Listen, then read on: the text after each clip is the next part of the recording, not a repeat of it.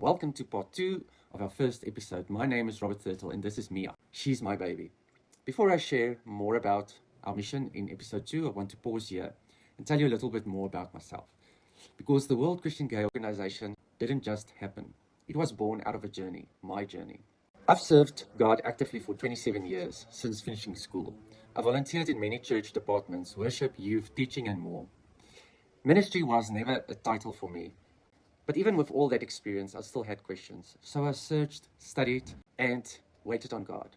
I completed 3 years of Bible college, studying practical theology, not just for knowledge, but I was searching the truth. And Jeremiah 29 verse 13 said, "You will seek me and find me when you search me with all your heart." I spent 4 years in full-time mission work, separate from my studies, going where I was needed, praying with the broken, serving the forgotten, and loving with action. And I've never stopped since. Today I'm still learning, still growing, still listening. And I'm also writing a book for gay Christians to help us find our voice and to reclaim our faith and walk without shame.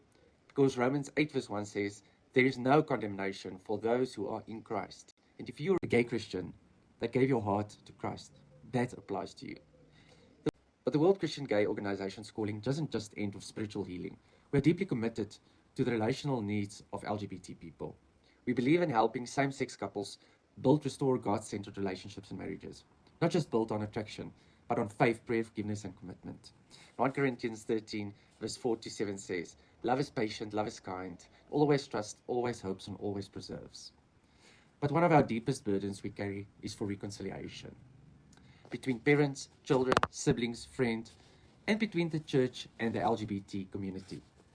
I've seen the heartbreak, kids rejected, kids kicked out of their homes and silenced by their own families. Children sleeping on the streets and sidewalks, or entering relationships they don't want just to survive, just to have a place to stay and not be on the streets. Psalm 147 verse 3 says, "He heals the brokenhearted and binds up their wounds." So that's why the World Christian Gay Organization created a temporary place of safety. It's a bridge, a lifeline, a place where displaced youth can be safe, be seen, and treated with dignity. James 1 verse 27 says, "Religion that God our Father accepts as pure and faultless is this, to look after orphans, widows, in their distress." This home of safety is located at the World Christian Gay headquarters, sponsored by RT Gallery and Interiors and by my husband. So here we partner with social workers, counselors, educators, and donors. We ensure that no LGBT child is exploited and they don't fall into dangerous situations just to survive, like prostitution and being in relationships that they don't want to be in. They don't fall behind on their schoolwork and they're spiritually supported. Whoever welcomes one of these little ones in my name, welcome me, says Mark 9, verse 37. We step in so that trauma doesn't destroy these children's potential. We provide supervision, stability, and compassion. Psalm 82, verse 3 says, "Defend the weak and the fearless, uphold the cause of the poor and the oppressed." And that's what we want to do until a permanent home is found for these people.